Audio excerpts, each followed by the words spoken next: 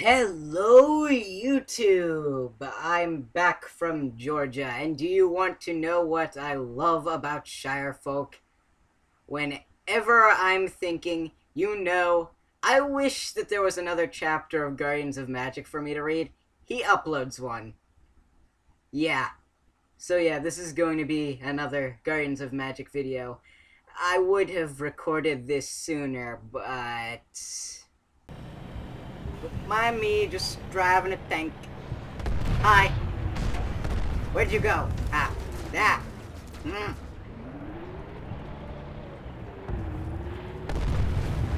Nope, that's an ally. Oh, hello. Come on.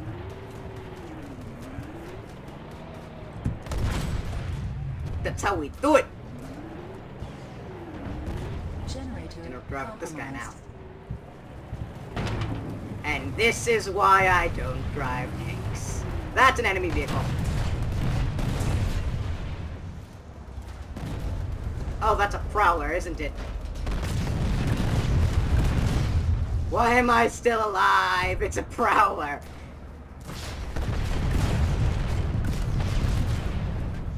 If I manage to beat this thing, I swear to God. Oh, he's repairing it, isn't he?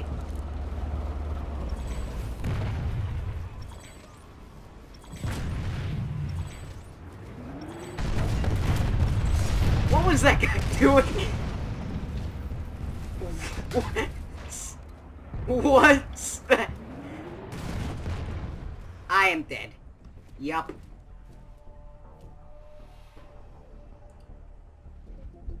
I'm gonna record Guardians of Magic now. Oh, hi, Kill Assist. Yeah, anyways, let's get started. Oh, and by the way, yes, that is Pony Kyrie in the, video picture thingy. Courtesy of Shirefolk, by the way. So, let's get started. Chapter 11. The Many Wonderful Wonders and Ponies of Ponyville, Part 1.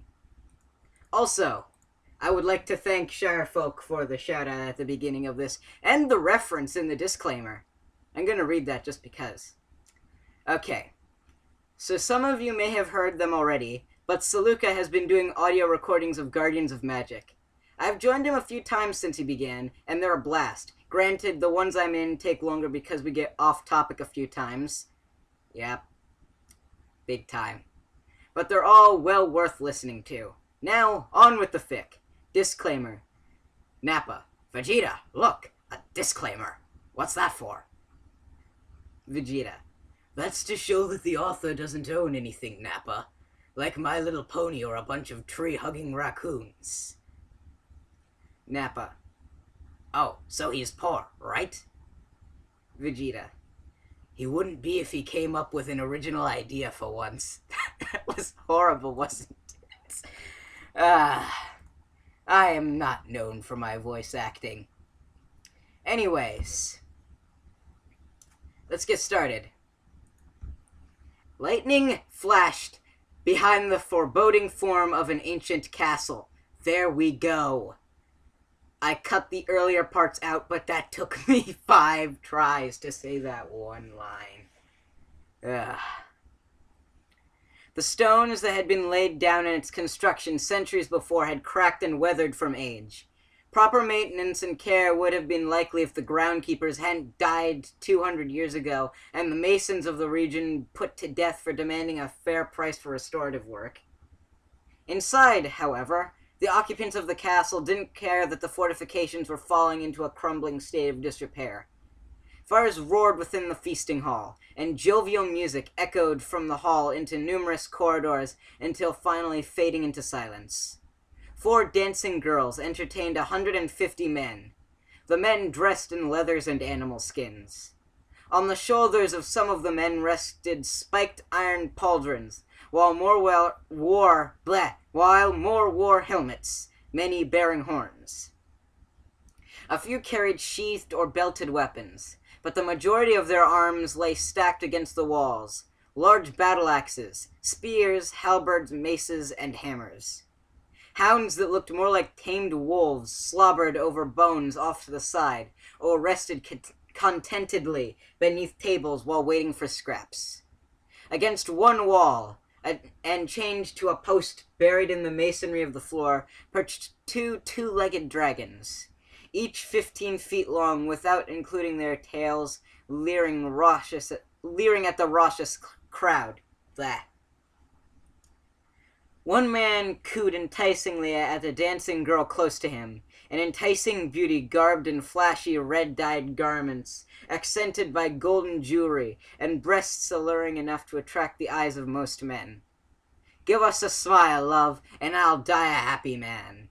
She obliged him, smiling sweetly before giving him a quick bop on his head with the tambourine she was fiddling with. Her hips gyrated and as her quick feet carried her along the tabletop, nimbly stepping around any flask or plate in her path, utilizing the sashes tied around her wrists to briefly conceal and reveal her face to the men, showcasing the briefest of sly winks. Her smile dropped quickly, however, when she felt a hand grasp at her ankle. It was green, somewhat clawed, and belonged to a tiny goblinoid creature with a pronounced hunch that was always seen wearing a purple cloak over a brown tunic. She kicked at the hand and snarled, "Away with you, creeper!" The creature fell to the floor, or would have if a large, meaty hand hadn't grabbed it by the leg. The arm that bore the hand brought Creeper up to face the face that was connected to the neck, attached to the body that had the arm growing out of it. Quite a mouthful right there. Except Creeper was hanging from his foot, and so peered quite nervously into the scowling face of the man, whose lack of dental hygiene was evident, while upside down. "Didn't you hear her?" the man jeered. "Get lost!"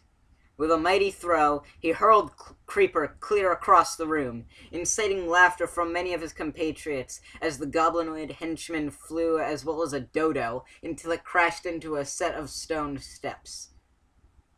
Insert Scootaloo.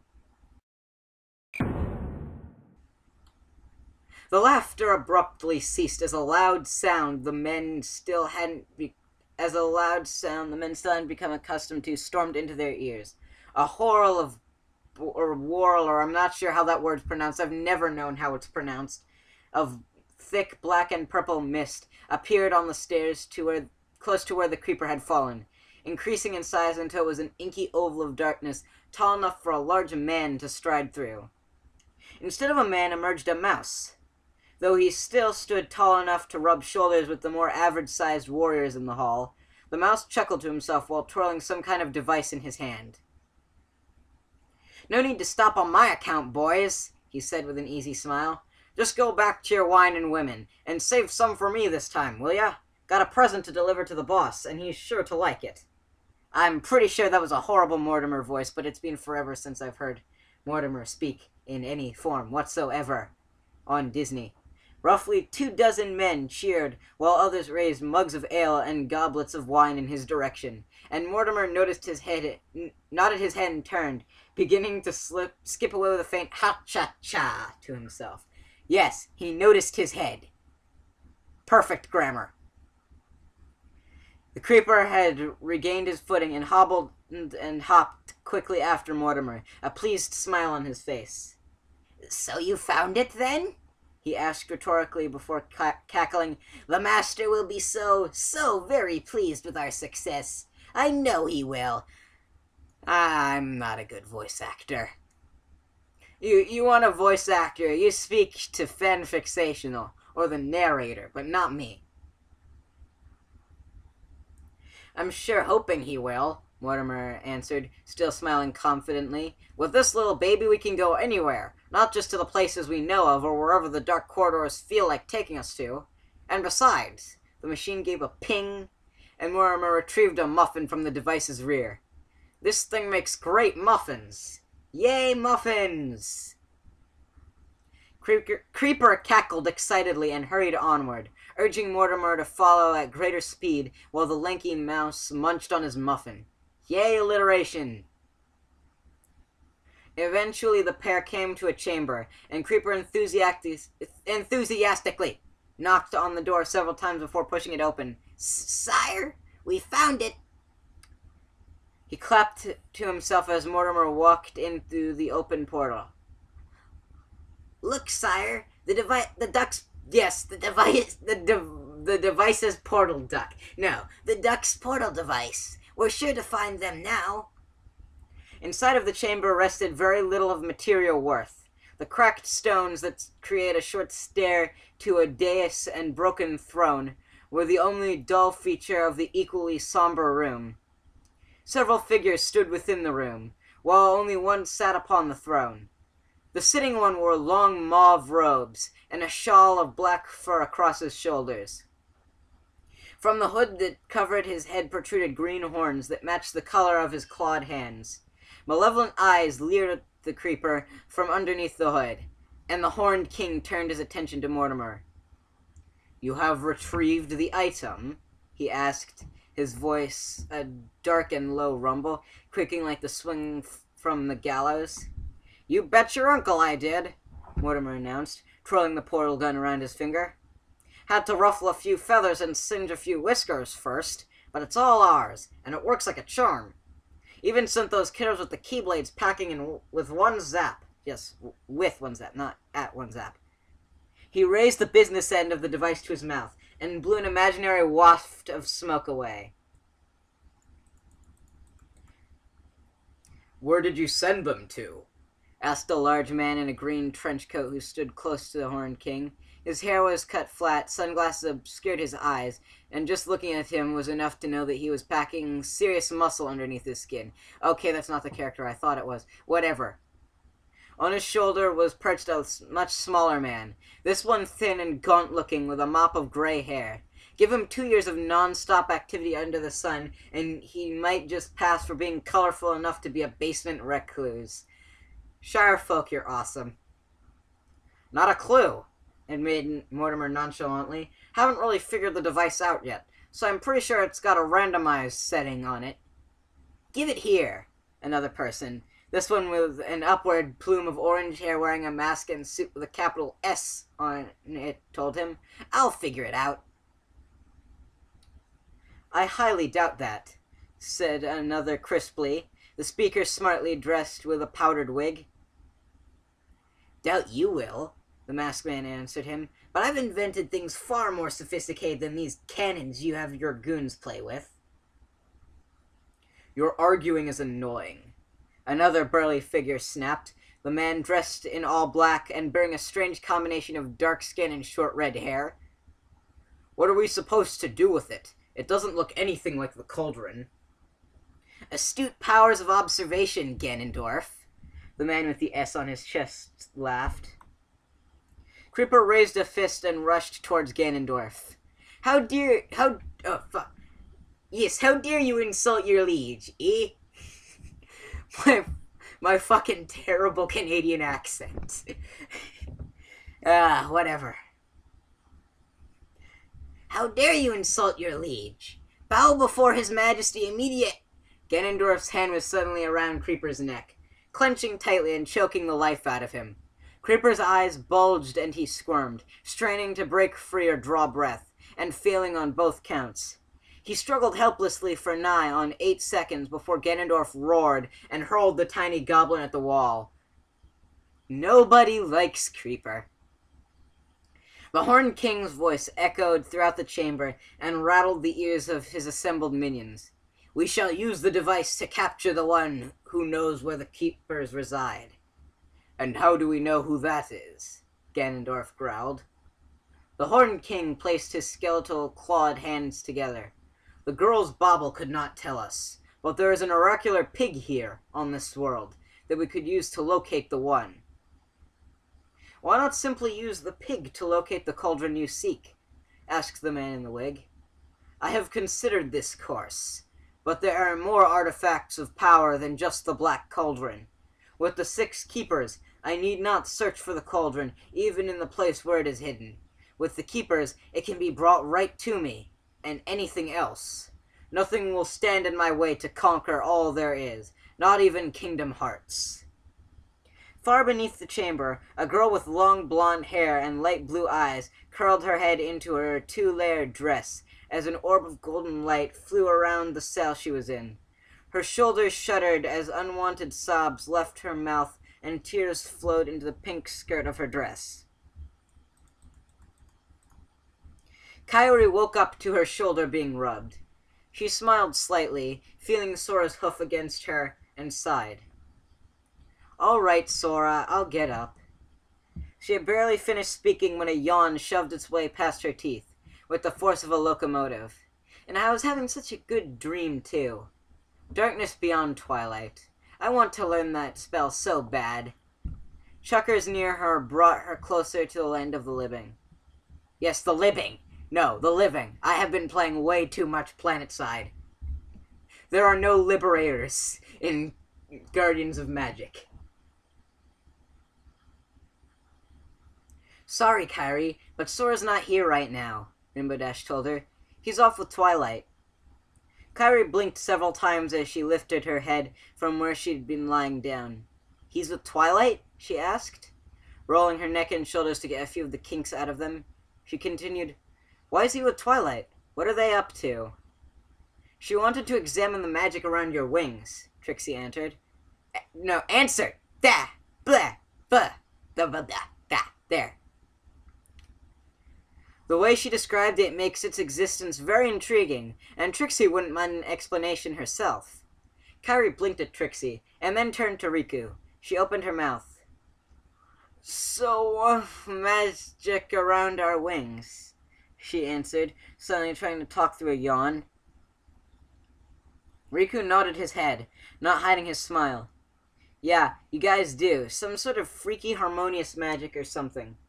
Twilight Sparkle's going ballistic trying to figure it out. Did you two meet the god of chaos last night while you were having your date in the sculpture garden?" "Yeah, we did," Kyrie answered lightly. She looked out the window, noticing that the train was no longer moving. "Are we here already?" "Wait a moment," Applejack said. "Are you telling us y'all met Discord last night?" "Yes," Kyrie told her. "He's still a stone statue, and he spoke into our minds, but he just wanted to chat." "Discord just wanted to chat?" Pinkie Pie asked, frowning and sharing a look with Rainbow Dash. "Apparently he's really, really bored as a statue," Kyrie supplied. "What's he like?" Ray asked. Kyrie thought about it for a moment. For being a spirit of chaos and disharmony, he was surprisingly well-grounded. "Enough chit-chat about chit-chatting with Discord," Pinkie Pie announced. She stood on her hind legs. "We've got to get Sora and Twilight so we can give you guys a grand tour of Ponyville so we can party!"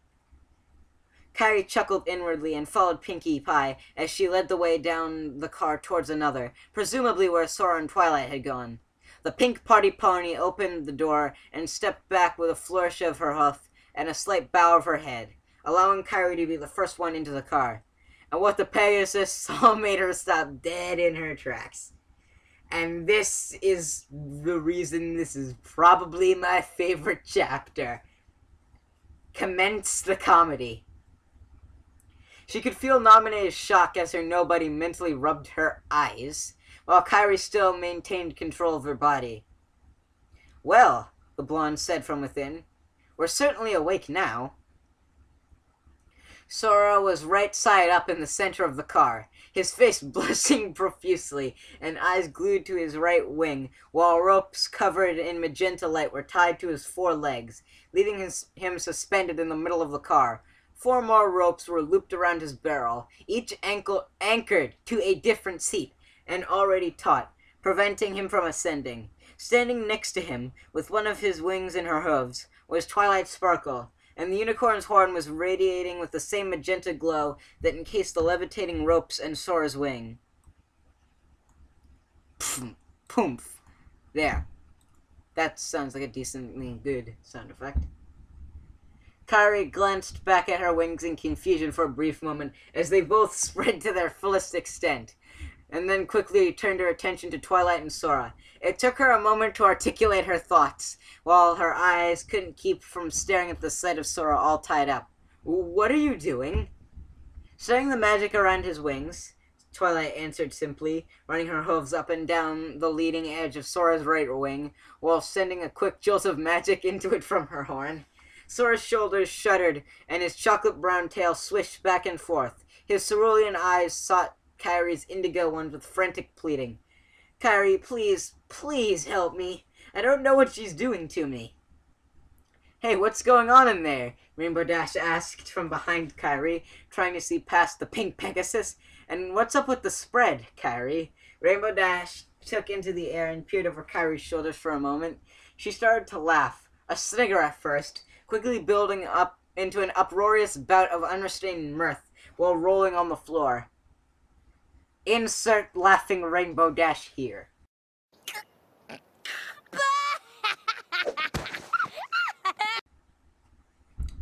A second to check the time. Okay, but 19 minutes in. "What's so funny?" Kyrie demanded, turning around to snort at the other Pegasus pony.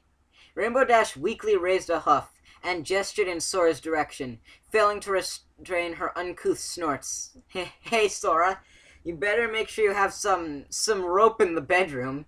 Your mare friend likes it." Kyrie's face steamrolled through 11 shades of pink, which was quite a feat considering her coat color, and she whirled back and forth between Sora and Rainbow Dash. However, her wings were still fully erect. The mare's erratic movement only served to unbalance her even with 4 hooves grounding her, and Kyrie toppled to the floor in a dizzy heap. The display only made Rainbow Dash laugh even harder until they came out soundlessly, the Pegasus pounding on the floor while struggling to draw breath so she could vocalize her amusement. Pinkie Pie was right next to her, finding the entire event hilarious. Riku, while not completely understanding, turned to Trixie and Fluttershy while catching a peek of the tied-up Sora and the purple unicorn thoroughly engaged in science mode. He engaged his head. Fail! He shifted his head in Kyrie's direction. As amusing as the knowledge of Kyrie's kink is, how'd Dash figure it out? Fluttershy's face blossomed with red. "Oh, well, you see, with Pegasi, I just can't say it." The butter yellow Pegasus turned tail and fled, her own wings unfurling as she galloped to the doors. She opened them and took flight in a rare variation of her standard method of running away. Recognizing a bust when he saw it, he turned to Trixie. "So?" It was quite vexing that all the ponies around him continued to blush and dance around the subject. "There are some secrets that a mare just doesn't reveal, Riku," Trixie told him, frantically avoiding eye contact with the male unicorn. He noticed that her horn was giving off a very faint violet glow while she turned and scampered after Fluttershy. There's gonna be a lot of that this chapter. "Riku," Ray whined, "what's going on?" "I don't know," he answered sharply. "These ponies are crazy and none of them are giving me a straight answer." Ray, Sora screamed. "Code Charlie Foxtrot! Code Charlie Foxtrot!" The filly's eyes lit up like she'd just been told Christmas was tomorrow and she was getting a pony. "Ha! I see what you did there." "On it, Oni-chan Hoshisho-sensei." Leaping onto Kyrie's beret atop the Pegasus's still somewhat dizzy and flushed face, Ray bolted into the car. Sora was being restrained within. Ray rose onto her hind legs, and Thunderbell burst into her forehooves in a flash of light. The filly jumped, roaring and exuding cuteness, as she raised her weapon above her head. She brought Thunderbell down, the keyblade slicing through one of Twilight's magic ropes. Sora's left foreleg dropped, and his whole side tilted, one of his legs finally freed from being suspended. Twilight gasped as Ray quickly cut the rest of the bonds on Sora's left side, making him half sprawl onto the floor, while his right side tilted upwards. "Ray, what are you doing?" gasped Twilight. Sora flexed his right wing out of the unicorn's hooves. "I'm reading too fast because this is too funny," and flicked her horn with it. Twilight winced, and the glow around his wing and the other ropes vanished. The Keyblade-toting filly quickly sliced them off of her older brother, and Sora flexed his wings and scooped the foal onto his back. "Abandon train!" he ordered, grinning before surging towards the open doors like the wind. Ray laughed and held her Keyblade aloft in front of Sora, like she was riding a great and powerful winged steed into glorious battle. "Wait! Come back! I'm not done studying your wings yet!" Twilight called in despair as Sora and Ray whooshed over the heads of the other ponies and escaped. Celestia's student watched them go with a stunned expression on her face for a few seconds before her eyes settled on Kyrie. The Pegasus almost tripped over her own hooves and nearly ran over Rainbow Dash as she hastily copied her cult friend. "Well, that idea out was a total bust," Scootaloo lamented, wincing as soap suds got into the cut on her cheek. "Somehow I don't think Cutie Mark Crusaders cat catchers is really something we're meant to be," Apple Bloom agreed, lathering her mane with shampoo while she hovered over the water tub. Hopefully she'd be able to get all the tree sap out this time, so she wouldn't wake up with a terribly tangled mane in the morning. "Especially when the cat in question is Opal," Sweetie Belle added, giving the prissy white feline a heated glare. I tried to force a voice crack there, but if I did, the entire thing would have been voice crack. Okay, what was I?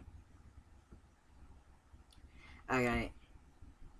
Opal hissed, then regally walked past the three fillies as though she owned all of Ponyville, and returned to Carousel Boutique through her flap, giving the three an obnoxious salute with her tail before vanishing. "Ugh, why did she even go into that tree anyway?" Scootaloo asked, trying to melt the door with her gaze before returning to her two friends.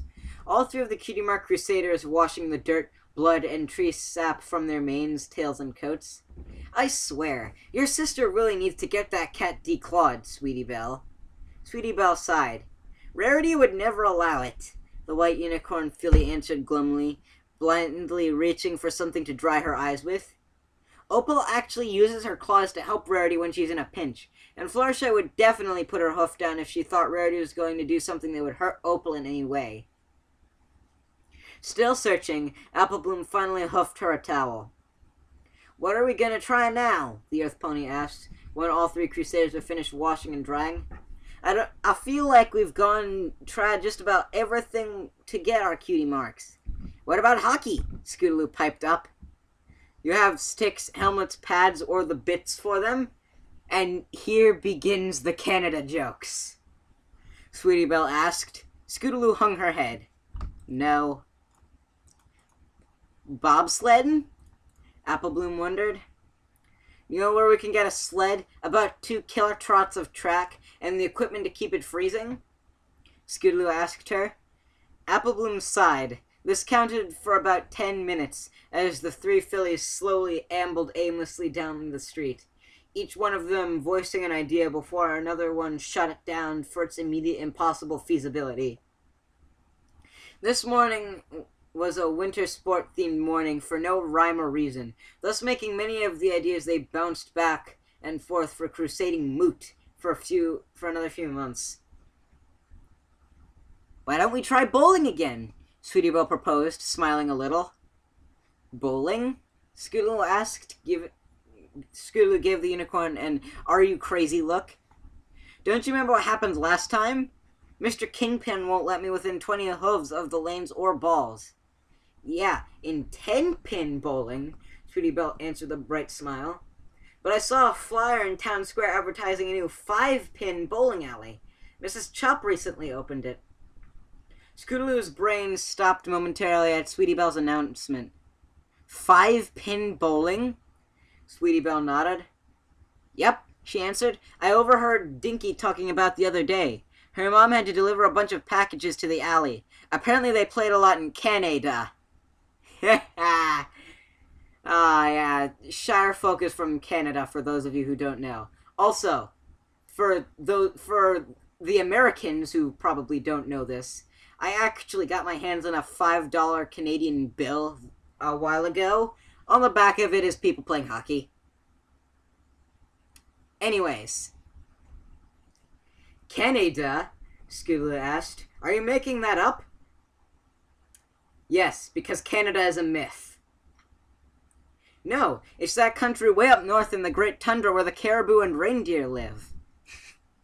Yes, Canadians are caribou and reindeer. Applebloom's eyes had widened in amazement.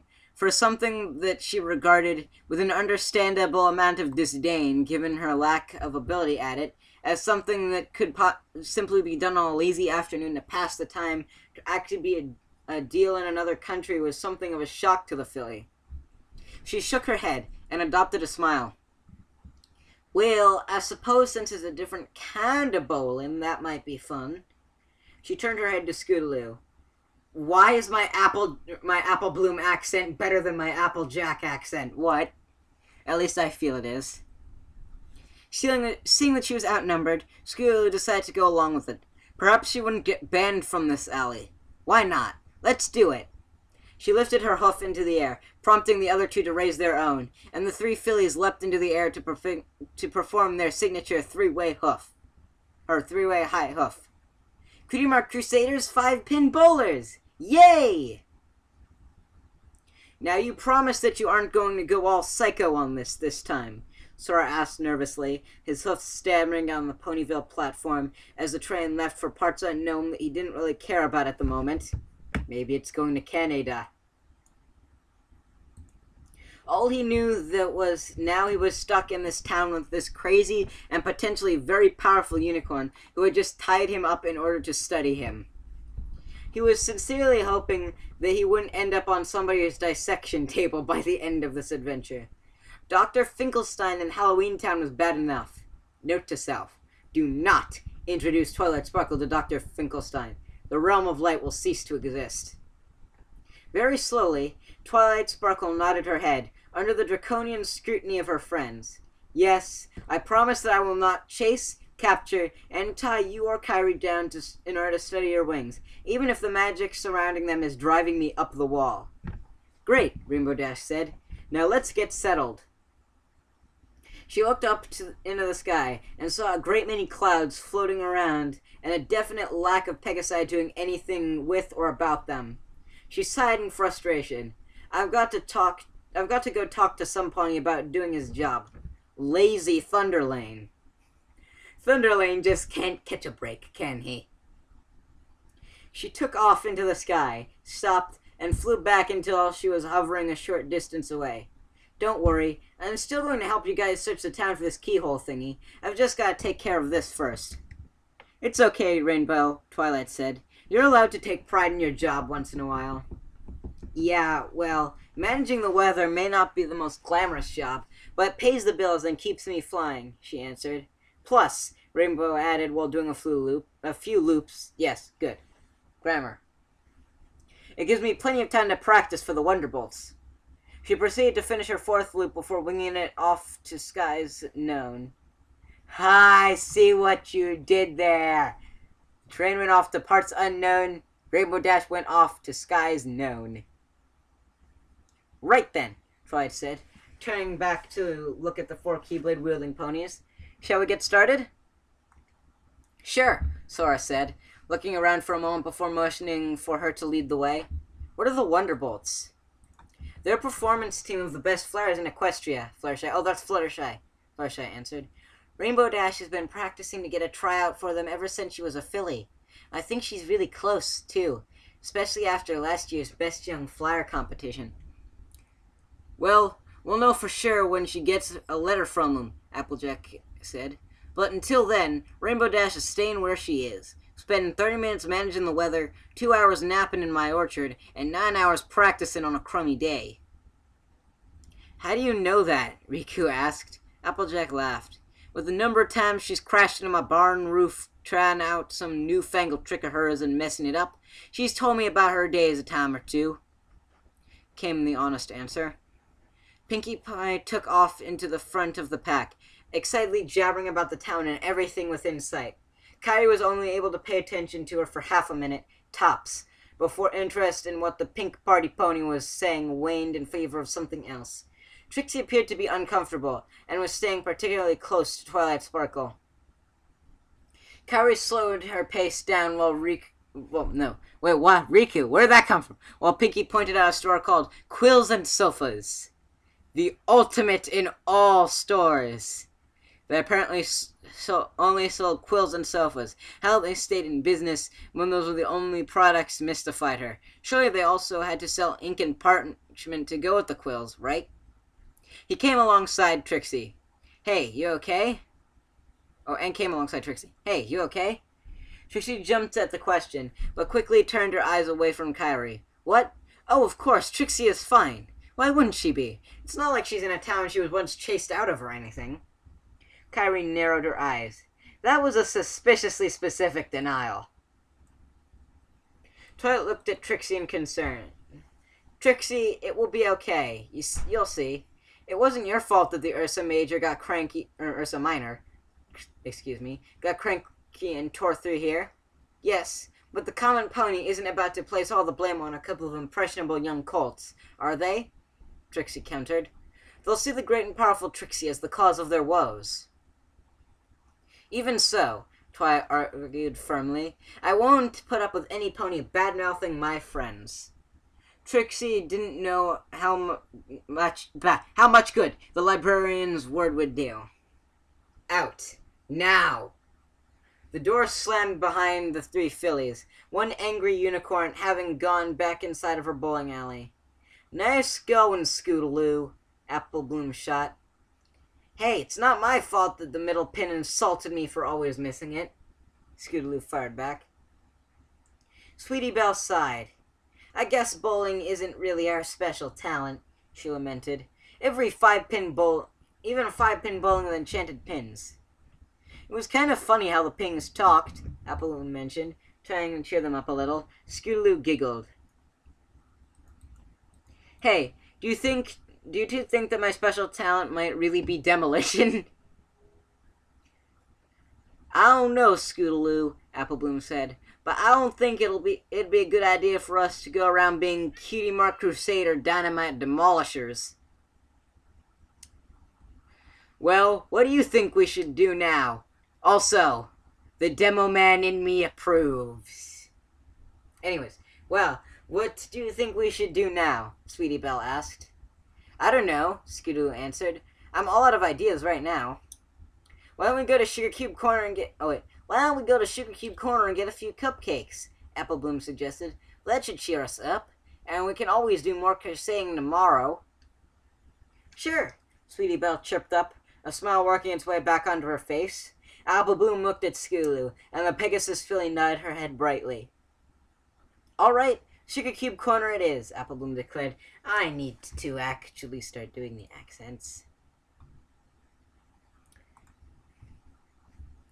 Trixie shifted nervously as she slowly walked in the middle of their group. She tightened her cloak around her body, eyes darting warily about the street. Ponyville wasn't the only town that had reacted unfavorably to her boasting and bragging. Several had even received her show well, although one other town also had another unicorn that had actually upstaged her. Being chased out of town had never been a pleasant experience, and twice she'd accidentally stumbled back into one she'd been run out of before. Those hadn't been very good days. At least she still had her cart back then, so she was able to wash the tomatoes from her mane. Yes, a mobile cart with running water. Seems legit. However, as Trixie recalled, Ponyville, for the majority, had been fairly receptive of her. It was simply that she had hightailed it out after Twilight Sparkle vanquished the Ursa Major that those two foolish colts had foolishly destroyed in an attempt to get her to prove her boasting. Actually, now that she looked around, I can't even tell that an Ursa Minor ever went through here, Trixie whispered, somewhat in awe. Applejack chuckled. Well, that's Ponyville for you. Everybody pitches in and helps out when things get a little rough. That Ursa rampage back then was nothing compared to what some of the other things we've had to deal with. Trust me. Like what? Trixie asked. What could possibly have been worse to the town than a wild and cranky Ursa? Try an invasion of parasprites, Pinkie Pie answered. Then charmed to not eat food, Twilight added with a wince, and then caused them to eat everything that wasn't food. They ate over half the town before Pinkie Pie led them away, and the worst part was that Princess Lizzie was scheduled to visit that day. Fortunately, she had to go to Philadelphia to deal with an emergency infestation. So we were spared her discovering that Ponyville was in ruins, although that didn't stay secret for long. Her Majesty's government has a fun way of finding out things that happen just down in the Equus Valley. A funny little thing. For those of you who know about Left 4 Dead, you might know that the infection in Left 4 Dead originally broke out in Philadelphia. And when I saw that episode of My Little Pony, and I saw that there was an infestation of parasprites in Philadelphia, I just couldn't help but make the connection. Not sure if it was intentional, but it was still funny. Anyways, continuing onward. She's got a close enough eye on us, too, Spike chatted. What with you being here and all, Twilight. Twilight smiled and rolled her eyes before waving to one of the royal guards that had been sent to patrol Ponyville in the event of Heartless appearing. Sometimes it was a hassle being the princess's protege. Hi, Lyra! Hi, Bon Bon! Pinkie Pie shouted, waving a hoof at a mint-green unicorn and a cream-colored earth pony. Trixie purposefully placed herself further behind the ponies of the group, watching as the pair of ponies waved back and began trotting over. It didn't look like they had spotted her yet. And my throat's beginning to hurt, so I'm gonna grab myself something to drink. Be right back. Okay, I am back. Now let's continue. Okay, here we are. Hi, Pinkie. Hi, Pinkie Pie, Twilight, Applejack, Fluttershy, Spike, the unicorn greeted, coming to a stop a friendly distance of a few hooves away, with the earth pony ceasing just slightly behind and beside her. Fortunately, as far as Trixie was concerned, she hadn't been spotted yet. Elements out, huh? I'll sleep safer tonight with you girls and the royal guards on the job. Thanks, Lyra, Twilight said. Although I heard that Ponyville hasn't seen much of any trouble. I know that we haven't seen any of the shadowy things the guards were warning us all about, said the earth pony, but it's gotten all of us rattled. Fluttershy and Applejack both nodded. We've seen them in Canterlot, Applejack said, and let me tell you, they sure ain't a pretty sight. Lara shook her head and brought up a smile.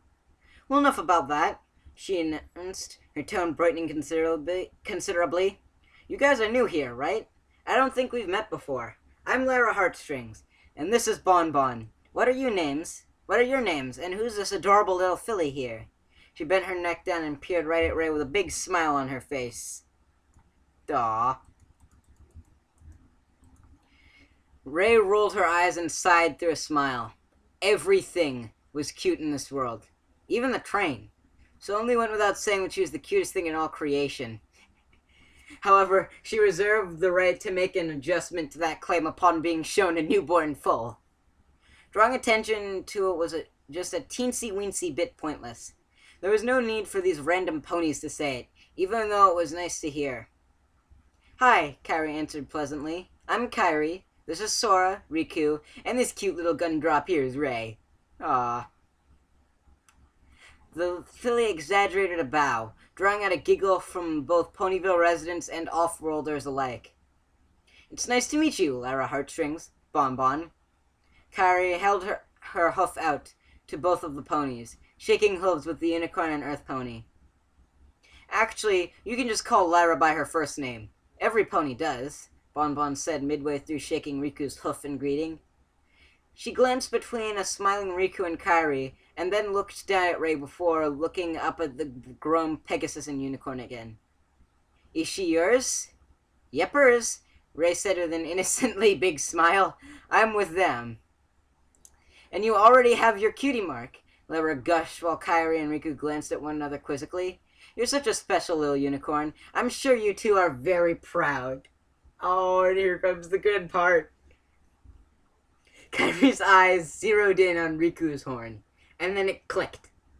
Having no prior knowledge of magical talking pony biology and breeding patterns, she had been a little slow on the uptake, but at least she had muddled her way through it as far as she was concerned. Riku was the only unicorn of their group, and he was a male. Sora was a fellow Pegasus pony, and thereby the chances of a Pegasus/Pegasus union producing a unicorn were likely far slimmer than a Pegasus unicorn pair. Oh, yeah, you gotta understand why this is my favorite chapter, despite the fact it doesn't even have Luna in it by this point. Her face flushed red in embarrassment at what Lyra, Bon Bon, and innocent little Ray had hinted at. Upon her blush, Riku's own cheeks colored as he likely came to the same conclusion. Ray peered queerly at their faces and tilted her head. Huh? Sora's hopes flew to his mouth to prevent the laughter from escaping, while snorts and titters came from Applejack, Pinkie Pie, and Twilight. Their embarrassment and the insinuation hadn't quite hit Fluttershy yet, evident by the words that next left her mouth. Riku? Kyrie? Are you feeling alright? Your faces are turning so red that one of my cardinals would be jealous. You haven't suddenly come down with a fever, have you? I'm gonna grab a drink real quick.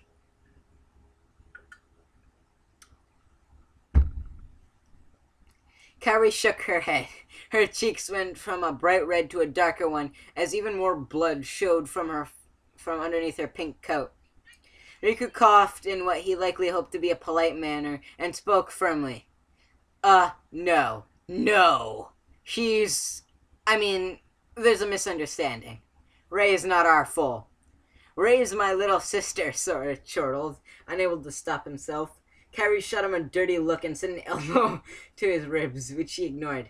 And Kyrie's my mare friend. Oh, I'm sorry, Lara hastily apologized, instantly looking just embarrassed for putting Riku and Kyrie through that as they had been in the moment. We had just thought, he trailed off. For Skype, shut up. We just thought she trailed off, and Ray suddenly spun around, violet eyes wide as dinner plates. Wait, you thought that they were my mom and dad? But they'd have to be a lot older, and that would mean that they would have to have, that they had, oh, ew. Ophelia closed her eyes and made a retching noise towards the ground, but it was no use. The closure of her only source of visual stimulation permitted her imagination to create a scene that her eyes would never witness. Cognitive process ground to a halt in the filly's head. All functions locked around that series of images strung together in her imagination that her imagination had conjured. She had made the mistake of instinctively screwing her eyes shut, even tighter, and screamed as they became the entirety of all things in the visual spectrum. It was horrifying. Yeah, ew, get it out, the filly screamed, running wildly in circles with closed eyes and trying to banish the image from her mind without success. Perhaps screaming louder would work. Out of my head! Out of my head! Go! Shoo! Bad imagination! Bad imagination! I don't want to think of Kyrie and Riku doing that! Bad brain! Stop making pictures that graphic! Wait, that means Mom and Dad did... Ew! Ow! Ow! Ow! My brain! It hurts! Brain bleach! Honey, Chad, I need brain bleach!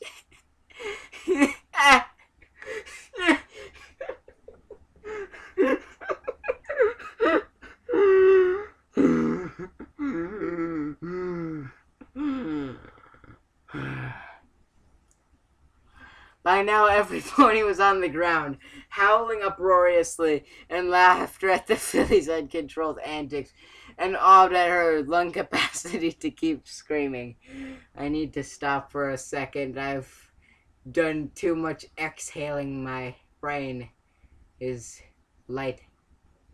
Yes, my brain is light. No, it's lightheaded.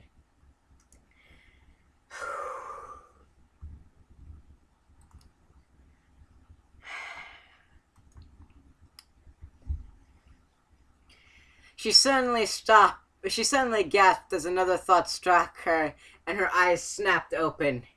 She fixed her brother with a glare so shocked and livid that it was even more comical, considering that she was firmly entrenched in freak out. You filthy, disgusting pig! You want to do that to Kyrie?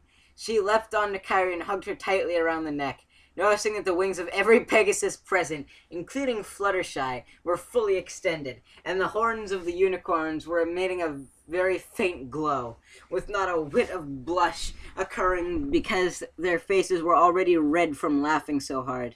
No, I won't let you defile Kyrie like that. Nope, I hit a key. What key did I hit? Ah. Clearly she doesn't know your mind, Naminé whispered to Kyrie. Sora rose weakly to his knees, since that was as far as he could get before he would inevitably fall down laughing again. Ray, you're only 10. How do you even know about that sort of stuff? I saw 2 gazelles doing it in the Pride Lands and asked Nala about it, because I knew you wouldn't tell me. Ray answered, raising her nose into the air and speaking as though her older brother and master was beneath her. And I can't believe that you would want to do that to Kyrie. We already decided that we're going to have 7 kids, Ray, Kyrie said with a grin sent towards the filly grasping her neck. That means I'm gonna want to do it with him many more times than one. And like you said, Riku added as Ray gaped at the pink Pegasus, completely at a loss for words. Your parents did it, and you have a brother. So that means that they must have done it more than... Whatever Riku would have said afterwards was drowned out by Ray's agonized scream. She clapped her hopes up to her ears and screamed to the heavens in denial of the thought that her parents doing something so lewd and utterly disgusting not once but twice. Probably more than that, considering... I'm just gonna drop this subject. I'm only on this subject because fanfics. Also, Shirefolk, this is the funniest chapter, but why did you make me have to read this? Anyways, dropping her hopes from her ears, she scrambled off of Kyrie and bolted, running into Trixie and knocking the Azure Unicorn down before making her exit with a contrail of dust and high-pitched lungs screaming in denial and the need for air. The laughter continued for a good minute before it died down enough for Riku to give Sora an interested look involving a raised eyebrow. 7 kids? He barked another laugh and almost fell back into hysteria before he gave Kyrie the same look. 7 pregnancies? You guys are masochists, you know that? I'm gonna grab another drink real quick.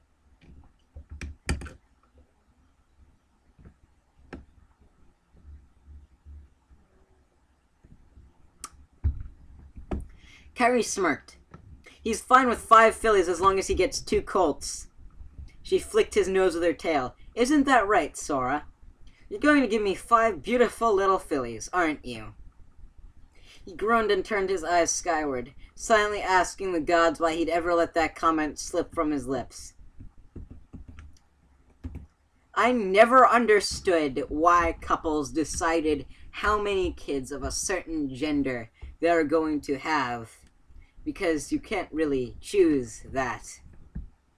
Anyways, continuing.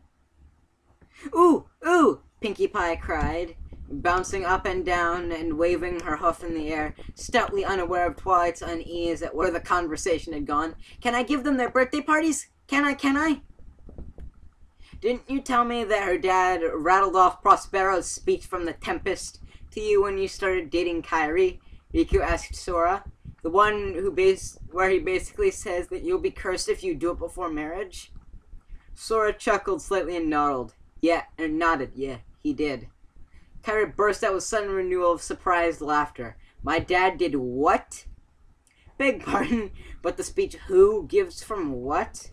Asked Applejack, nose scrunched in confusion. Bon Bon and Spike both shrugged. I've never heard of it, said the baby dragon. Never been a book in any library I've been in with a title like that. Riku suddenly stood upon both hind hooves and raised his right forehooves out in mockery of an orator. I'm going to have to read Shakespeare, aren't I? Actually, I know I am, because I've already read this chapter. Before bringing it calmly to bear before Sora's face. Then, as a gift and thine own acquisition, worthily purchased, take my daughter, but... Riku's face turned hard, and he gave Sora a stare that could chill blood. If thou dost break her virgin knot before, all sanctimonious ceremonies may with full and holy rite be ministered. No sweet aspiration shall the heavens let fall, to make this contract grow, but barren hate. Sour-eyed disdain and discord shall bestrew the union of your bed with weeds so loathly, and that you should hate it both. Therefore take heed, as Hymen's lamps shall light you. No pony could keep a straight jaw as Riku finished his verse, but no sooner had he ceased speaking than Sora jumped to his hooves, and spoke stuttering in answer that soon grew strong and confident in his rebuttal. As I hope, for quiet days, fair issue and long life, with such love as 'tis now, the murkiest den, the most opportune place, the strongest suggestion, our worser genius shall never melt. Mine honor into lust, to take away the edge of that day's celebration, when I shall think, or Phoebus' steeds are foundered, or night kept chained below. Verily thine heart speaks true, cried Riku.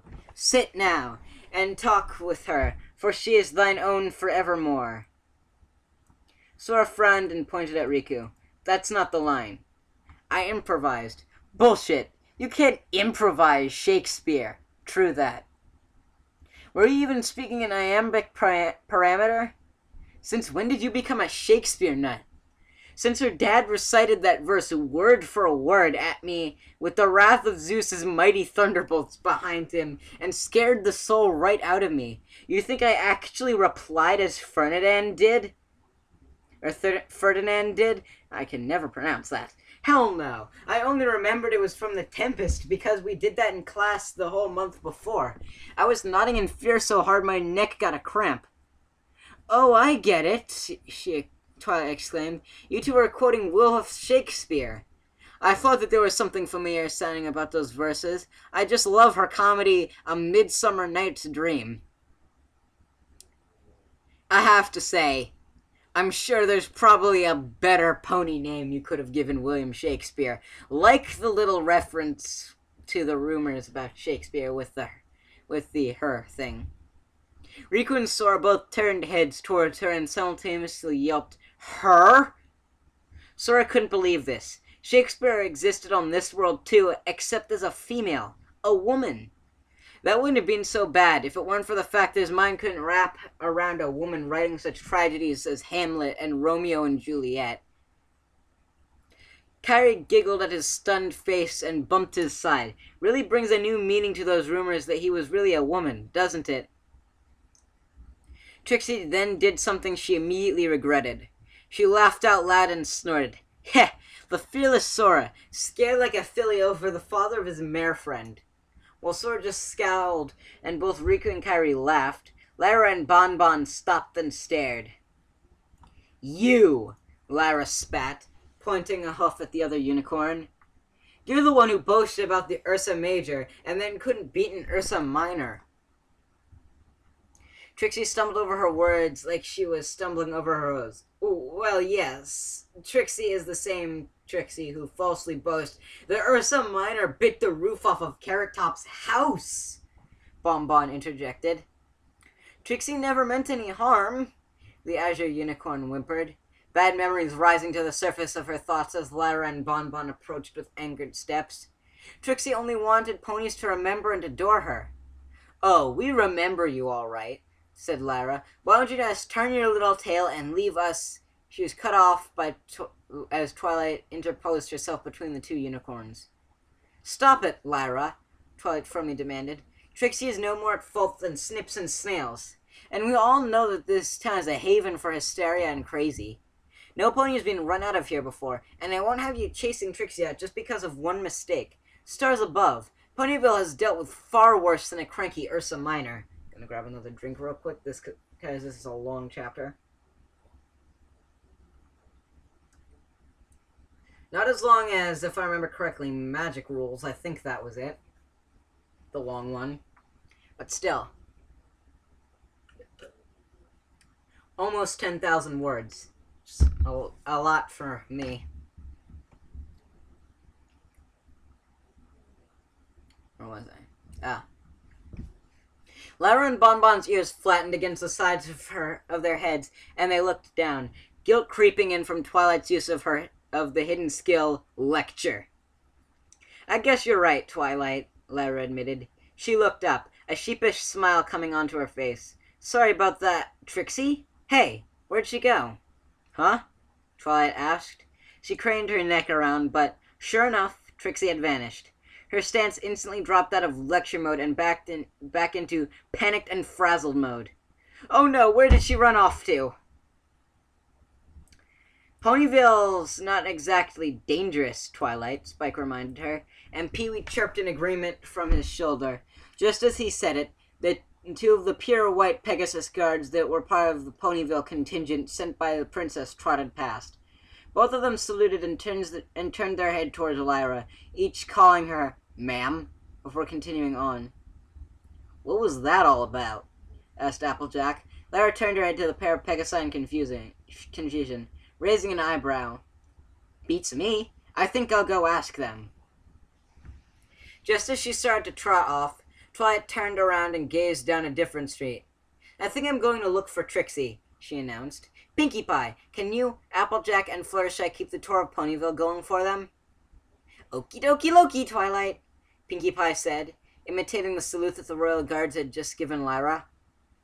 And while you're at it, find Ray, Sora told Twilight. She can handle herself at this, and this place does look peaceful enough, but she's going to need somebody's help finding her way around. Aren't you going to look for her, Sora? Fluttershy asked. He shook his head. Nah. Ray'll need a little bit of time to cool off. If I go after her, no matter how hard I'll try to calm her down, she'll keep freaking out. If I give her some space, she'll wind down in time.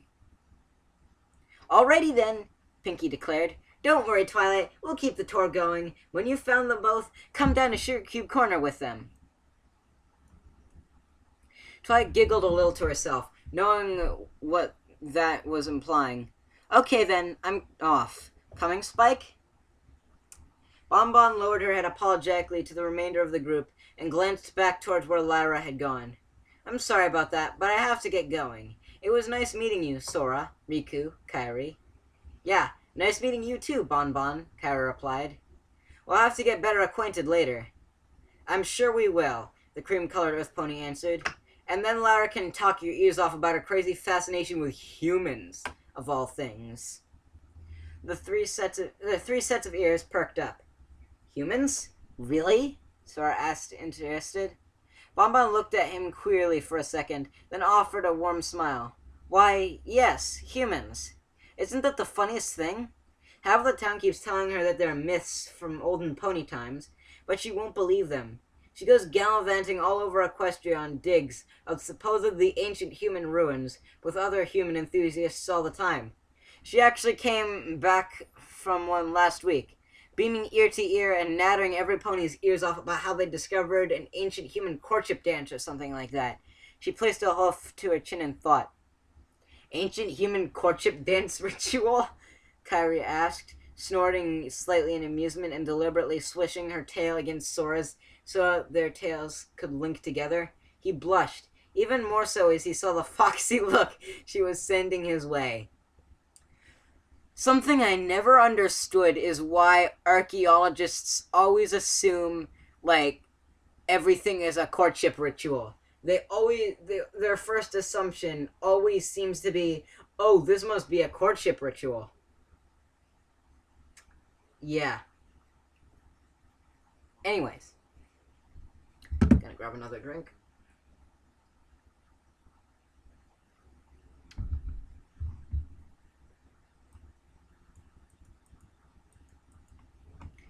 Now, how was it supposed to go again? Bon Bon mused to herself. Lyra wasn't too certain herself. They'd only gotten the first part translated, and the rest was apparently too worn down on the stone tablet to decipher.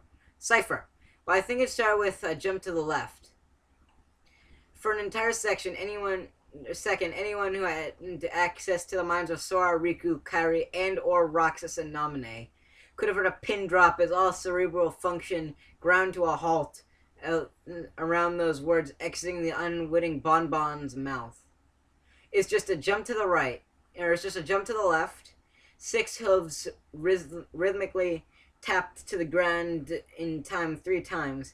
Kyrie broke first with a snigger that developed into a giggle, which spread from her tail into Sora's body and caused him to bark out a quick laugh that incited a chain reaction, which became a laughing virus that Riku inhaled and subsequently became infected with seconds later.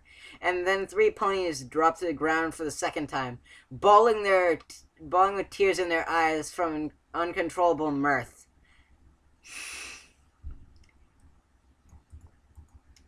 I believe this segment I'm on right now is the final segment, if I remember correctly. Good Stance looked to the side as he and Silver Shield trotted down the lane. The mint green unicorn that had been with the elements they'd passed by earlier was quickly cantering towards them. He slowed down, a slight smile coming to his face. He motioned for Silver Shield to do it so as well, so that the unicorn could catch up. A good 20 seconds later, she did. "Follow me," was all she said, dropping to a quick trot, but otherwise continuing past them before either stallion could make a move or question her. Glancing toward each other, unsure of the tone of voice in which the mayor had spoken, the 2 guards did as she bid. "Why are we following the ma'am, Sergeant?" Silver Shield asked. "Because she told us to, Private," Good Shield answered, rock steady in his tone. They rode past the fattest pony either had ever seen, but didn't stop to get a look at him as the massive unicorn was still moving. All they really noticed was his dark gray coat and cat-like face. If cats had faces that were compared to squished tomatoes. So quit worrying about it and keep an eye out for those shadows and that we were warned about. They could be anywhere. "Well, we haven't seen one yet, Sergeant," the private protested. "This whole town seems really peaceful." "Just because it seems that way doesn't mean it is," Good Stance countered firmly. "Didn't they teach you anything in basic? Now come on, we're falling behind." The mayor led them to a typical Ponyville residence. 2 stories, golden thatched roof, lovely windows with potted plants decorating them, white walls with supported planks decorated in a slightly lighter shade of red than crimson. There was even a pink canvas awning attached to the side where the pair of minty and white lawn chairs sat in the shade between a round white table. The unicorn opened the door and raised her hoof towards the interior. "Inside, now." Good Stance quietly nodded his head and quickly trotted inside, noticing that the mayor was making quick glances up and down the street to see if any pony was watching them. The interior was quaintly decorated. A coffee table in front of the striped Chesterfield with a sparse coating of the books and magazines lifted from the nearby bookshelf. On a blue armchair rested a beautiful golden lyre, and in a corner perched a white parakeet on its stand. He could see back into the kitchen and noted the first 2 set of stairs, one leading up and the other leading into a basement. But Good Stance quickly made room for the following Silver Shield and tried to stand near the coffee table. Lyra's horn lit up with golden light and the door shut behind her as she hastily entered her abode right after Silver Shield. The private looked back at the mayor, confused and somewhat intimidated by the fact that she'd just slammed the door shut. "Ma'am, what is this about?" he asked, joining Good Stance beside the coffee table. The older and wiser Pegasus stallion noticed a vein beginning to throb in the unicorn's temple, where her horn continued to be sheathed in gold, and the same glow encompassed the door, the windows, the walls. Oh, Buck, that's likely a sound-canceling spell. Sweet Celestia, what did we do? Her horn stopped glowing, and Lara turned towards the pair so fast that it was like a whip had cracked, and barked, "Attention!" She came to stand before them, and even though both soldiers were now looking straight ahead, they simply wanted to wilt inside at the look they saw in the corner of their eyes. Both could sense an imminent dressing down, and felt lead plummet into their stomach.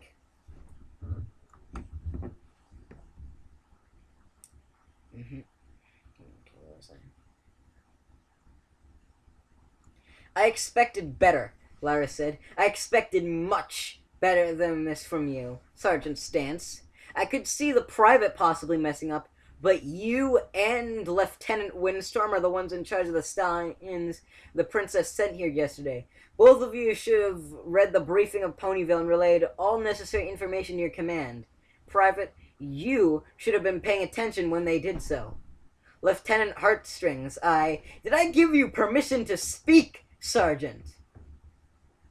I'm gonna enjoy reading this segment a lot.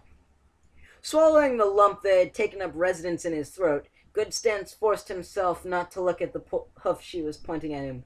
No, ma'am. What's worse is that you salute me in front of Twilight Sparkle.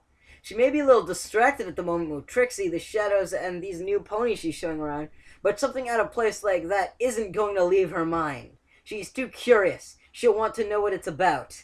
Lyra stopped pacing between the two of them and looked at both. Her visage was stern and unyielding. All she knows me as is Lyra Heartstrings, her former classmate who plays a mean liar and is fascinated with anything regarding humans. She has no idea that I've been provided that she has no idea that I've been her what was I saying? I've been her undercover guard for the last 4 years by the direct order of her brother. Lara raised her hand, but kept her eyes on them, and Goodstance seriously felt like turning into jelly in an attempt to slip through the cracks in the floor. And you two could have just blown my cover in your incompetence. What do you have to say for yourselves, Sergeant? Stiffening slightly as he was personally addressed, the Pegasus locked gazes with the unicorn. There was no excuse. He knew that they weren't supposed to salute her. He knew that. He'd read that no less than 10 times in the brief on Ponyville, as she was the resident guard officer, undercover though she was. It didn't matter that in his brain he'd thought, a lieutenant! Quick! Salute! It feels weird reading this. It feels weird reading lieutenant/lieutenant the Canadian way. But whatever. They were completely in the wrong. And he especially was at fault since he was setting an example for his subordinate. She hadn't even been in armor or wearing headdress. So just what was he thinking? I sincerely apologize, ma'am. We've been briefed and our failure to follow our orders is inexcusable. I knew not to salute, but I did anyway. Do not punish Private Silver Shield too harshly. The fault lies with me. You're right. The fault does lie with you. Lara stared at them for a good 10 seconds, and both guards were sweating bullets under her gaze. Suddenly, she sighed. Too late to do anything about it, though. If she finds out the truth, then she finds out.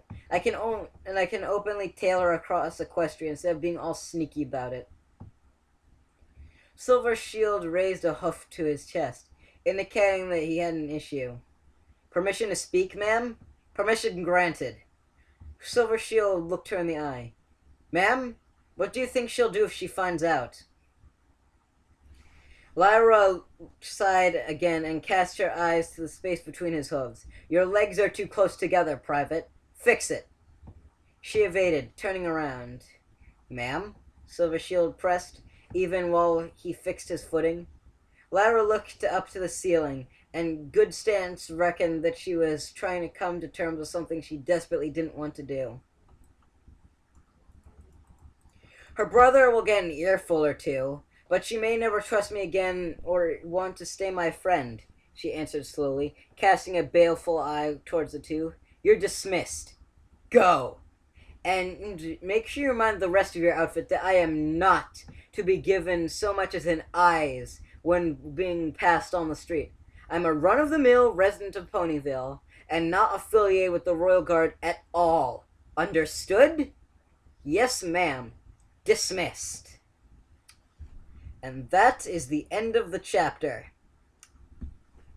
And we are back into the hour range for these.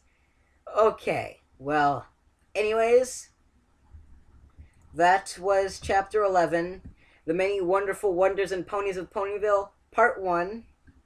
I've been Saluka, and I would like to thank all of you who came from Shire Folk for subscribing to my channel. Seriously, since this fic has been uploaded, I've jumped like 10 subscribers. Well, goodbye. See you all next time for Chapter 12, which is yet to be released.